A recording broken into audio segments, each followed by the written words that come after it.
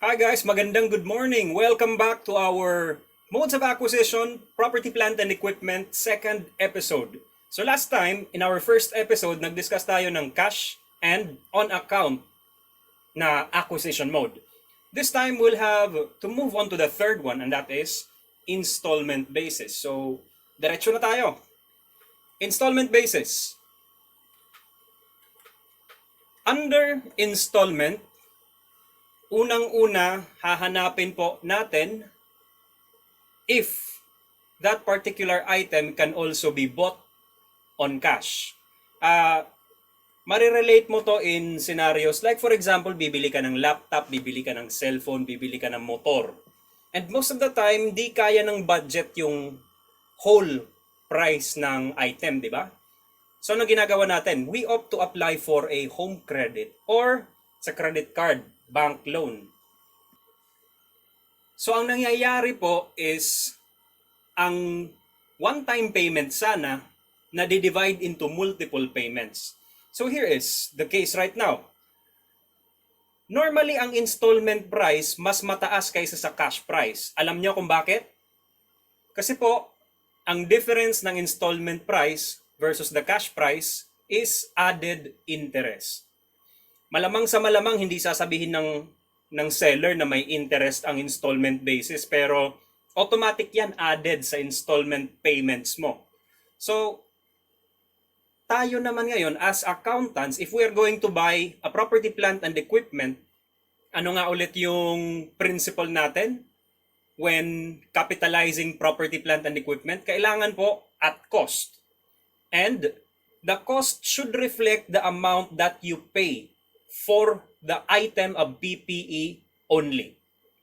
And that term should exclude interest expense. So kung may binayaran kang interest in buying this particular PPE item, kailangan tanggalin natin yan. Okay? So, diretso na tayo sa illustration. On installment basis, we have the same illustration actually from your preceding modes of acquisition. Binago lang ng konti yung terms of payment. So here goes. It's still the same company. High-Speed Company acquired a machine from a machine developer for 1,200,000. You remember this? I think. However, right now, ang nangyari is on installment. Tingin ko mahirap-hirap to. So kailangan natin ng rest back. Magtatawag tayo ng rest back. Guys, if you are not yet aware, your Sir Remy and your Sir Raymond will be here to help us. So, ito po ngayon si Sir Raymond. I-welcome nyo muna si Sir Raymond sa ating video. Hi, Sir Raymond! Hi, how are you? Ikaw naman, Sir Remy. Hi, Sir Rems. Looking good, Tulungan niyo ako, Welcome! Kami po ang Intact Boys. Now, on installment basis, the term of credit is 300 down payment and 900,000 respectively. So, ganito. 300,000, nung binili mo, immediately magbabayad ka ng 300,000. Tama ba, Remy? And the remaining 900,000, ngayon, itong 900,000 na to, ang gagawin is, babayaran natin after 1 year, after the second year, and after the third year. So, 3 payments. And then, you also have here, 20,000 for transportation, incurred, and 60,000 for site preparation. Both of them are directly attributable costs, of course. Ito po ang scenario. We opted for the installment, pero kung nag-opt sana tayo na cash ang mode of acquisition natin, edi ang babayaran sana is only 1,050,000. However, wala kang pera, di kaya, so, installment. Now, the question, magkano ang macha-charge sa ating property, plant, and equipment? Magkano ang macha-charge into machine? How much do I capitalize sa machine? Now, That is your requirement number 3. Assignment yan ni Sir Remy. Sir Remy, answer ha. Sir Raymond, entries. Requirement 2. Okay, I'll take requirement 1. Una, the required journal entry to record the acquisition of the machine. Okay, anong meron ka? Nagbayad ka ng 300,000, so meron tayong credit sa cash. Tama ba? Tapos meron kang 900,000 na babayaran as installment for 3 years. So ano to? It's a payable. Take note, it is a promissory note. So it's a note payable. So debit machine, credit cash, credit notes payable. But the question is, how much is the debit to machine? Pag installment ang mode of acquisition mo, and then there is a cash price equivalent, an item of PPE should always be recorded at the cash price equivalent. So ang debit ko sa machine is 1,050,000. And this is how your entry should look like.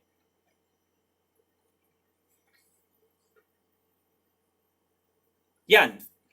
Requirement 1, debit machine, correct. Credit cash, 300, nagbayad ka. Credit notes payable, 900. Kasi po, mayroon tayong 3 payments in the future. Pero the difference of 150, ito po yung pinakita sa PowerPoint kanina na magiging discount on that payable. Discount on notes payable. Ano mangyayari sa discount on notes payable na to? 150,000. Yan ang magiging total interest expense mo within the term of the installments. Meaning, 3 years, in 3 years, mayroon kang 150,000 na interest expense. But the big question here, how do I allocate the 150,000 for every year? Paano mo i-allocate yan ngayon? Do we go over 3 years? Pwede ba natin gawin yon? Pwede ba natin i-divide lang siya ng 3 years? No. Hindi po. Kasi arbitrary po ang ganyang method. Ang gagawin po natin dito is i-apply natin ang outstanding balance method in allocating these costs. Sir Raymond, ituro mo ngayon ang outstanding balance method. Okay, sir. Go, sir. Yan. Outstanding balance method. Ito po. Sabi ni Sir Raymond, on the first year, 900,000 ang balance mo. Pag umpisa ng second year, meron kang 600,000 kasi nakapagbayad ka na for the first year. And then, according to Sir Raymond again, on the third year, ang beginning balance natin is 300 na lang. And take note now na ang i-allocate natin na interest is a total of 150,000. So, how do we allocate it?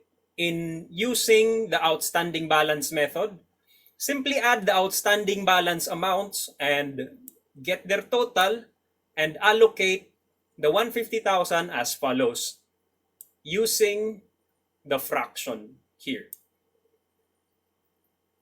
Okay?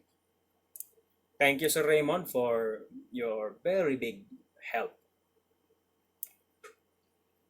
Sir Rems, magkano ngayon ang amortization? Andyan na po. Na-multiply na ni Sir Remy, 75, 50, and 25.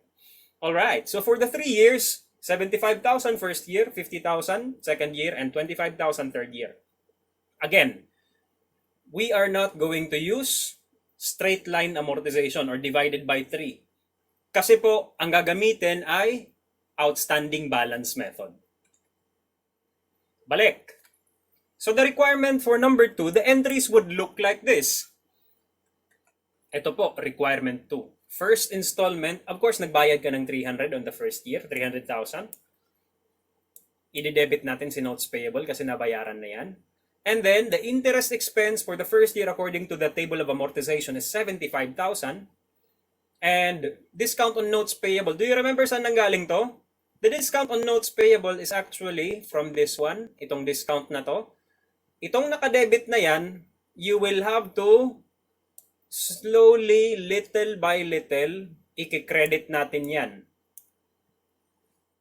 And soon, mazi-zero out natin yung discount on notes payable after 3 years.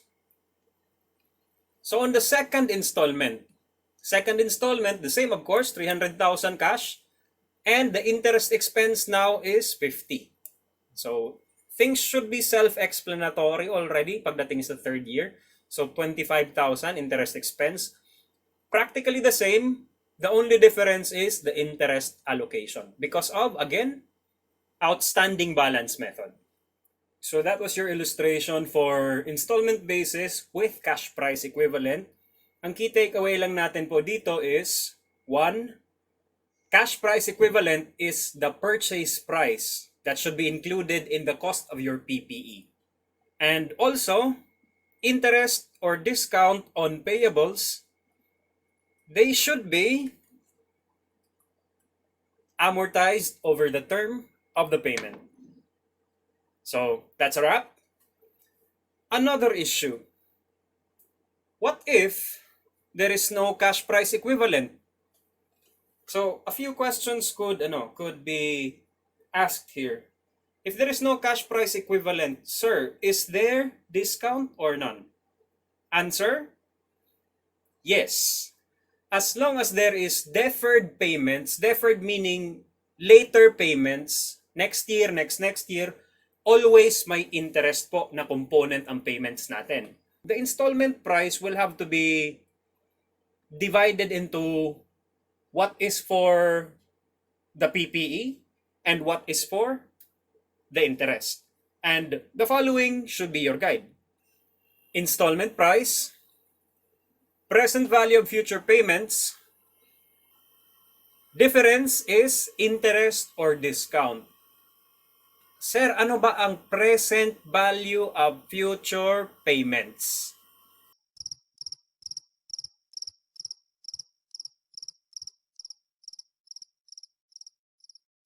Ang present value of future payments po is the individual payments, annual, for example, tapos i-express mo lang siya at present value in respect of time value of money. Alam naman natin ang concept ng time value of money, di ba? That piso received today is very different than piso received next year.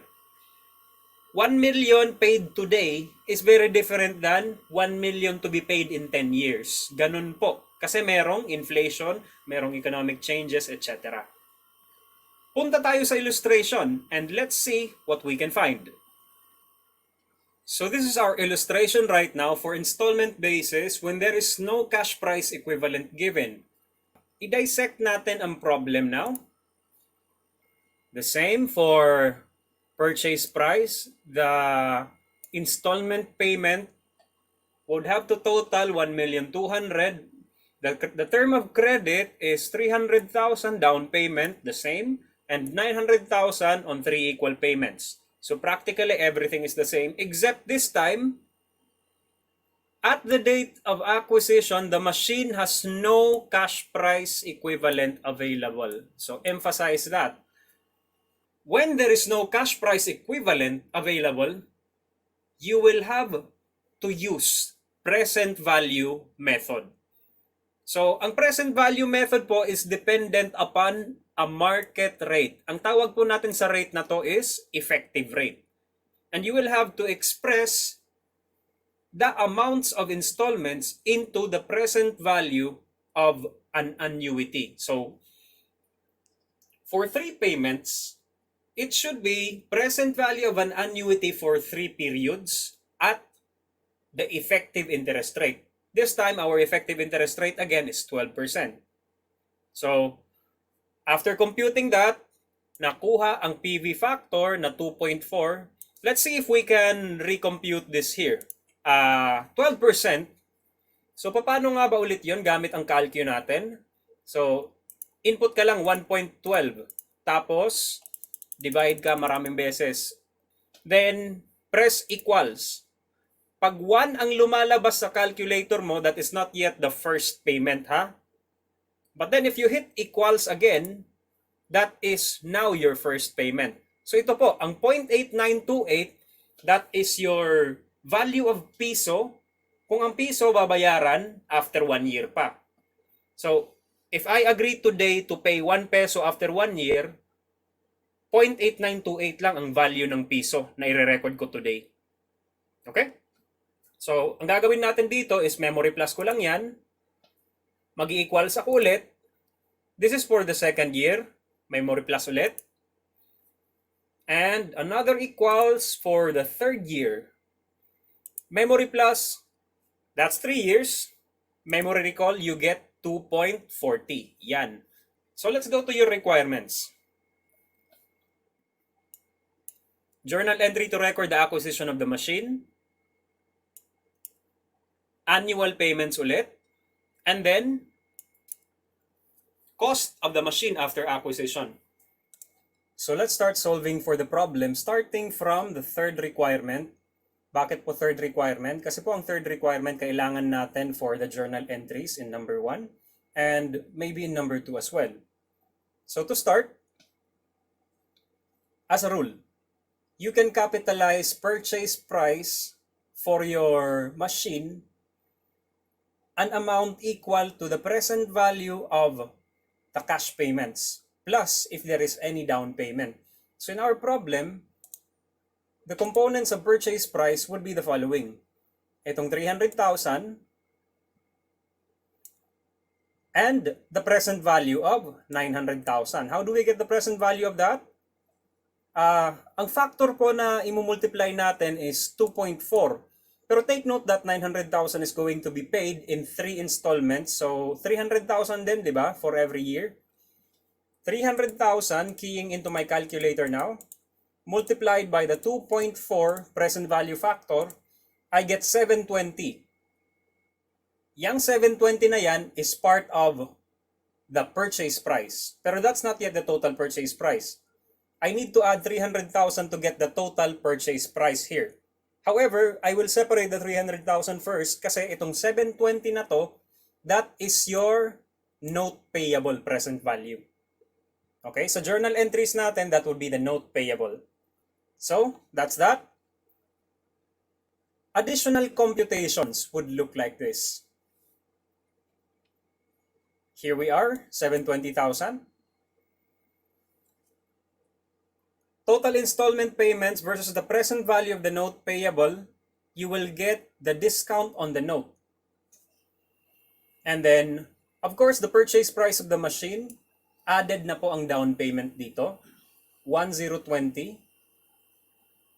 However, hindi pa yan yung total cost ng machine ha, kasi po meron tayong directly attributable costs. So if I'm going to label them right now, your directly attributable cost would be 20,000, that is for transportation, and 60,000. So you have 300, 720, 20,000, and 60,000, giving us a total of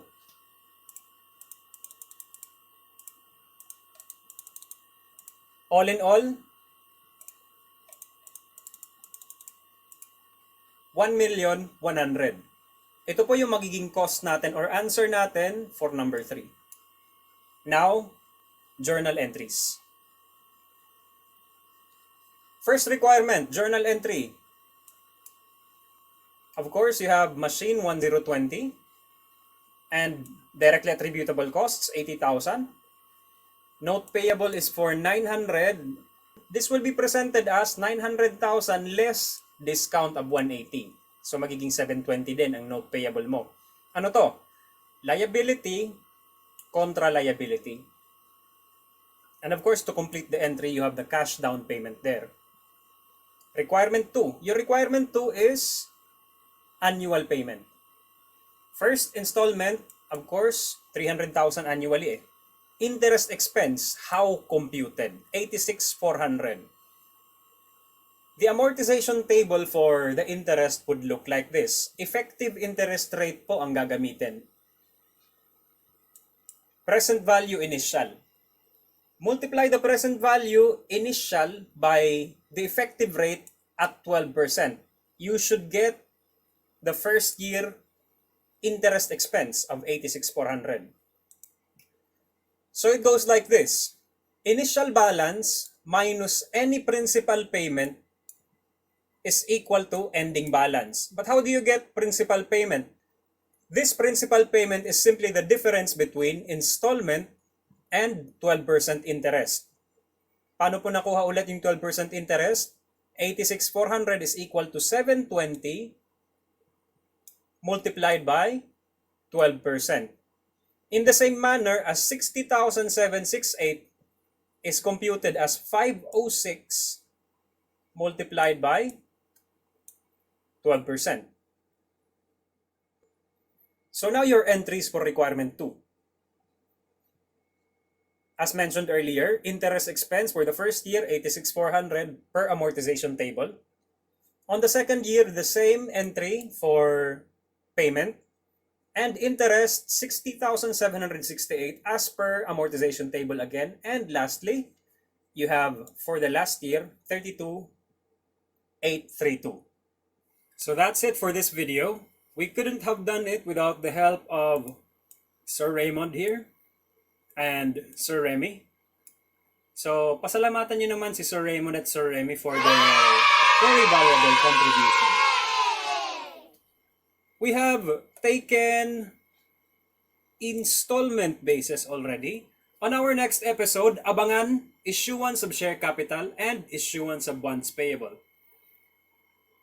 See you later.